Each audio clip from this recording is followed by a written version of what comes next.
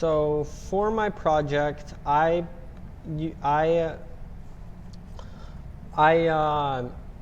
generated a training data set that predicts the classification of a handwritten digit. And my success rate was 7 to 12. So 7 out of 12 trials ended in success.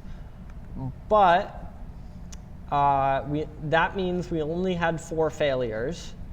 And in comparison, the success to fails checks out. So I have this classifier matrix, which I'll actually delete for now to show you how the training works.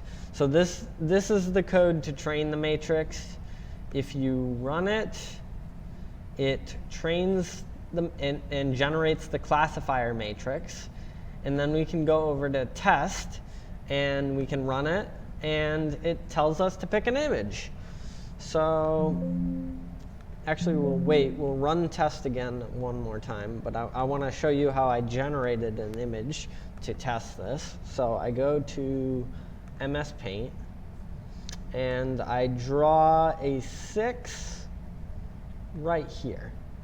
Actually, you know what? We'll try one more time. That wasn't a very good 6. And it was a little bit small, so we'll try again. Draw a nice 6. And we'll use the snipping tool to capture it. OK, we've got a 6. Now if I save this, we can save it. And we don't have to save that. And there's our 6. So theoretically, when we run our test here, it will be able to classify this digit.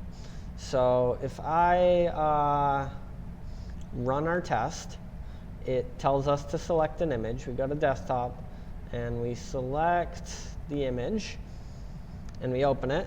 And it guessed it was a 6. It was correct. Now, it didn't do this every time. It did this on all the numbers for the most part, if they were well-defined numbers, kind of like this one. For the most part, it guesses 1 to 3 and 3 to 8 correct, but it messes up on 4 and 9. So that's kind of where my model failed. It failed on 4s and it failed on 9s. So, but you saw a success and you saw a 6. So now we'll try it on one of the ones that I know will fail. If I go to my tests, fail, we can try it on this 4. 4s it has trouble with. So we'll try it on a 4. So I'll show you what a failure looks like. I think it just gives up and tells you 1. So let's see what this does. Gives up, tells you 1. It's not a good model for fitting 4s and 9s. It's got all the other digits pretty well. So it is a learning algorithm, but as you can see, the majority of the algorithm is learning. Or it is accurately the majority of the time.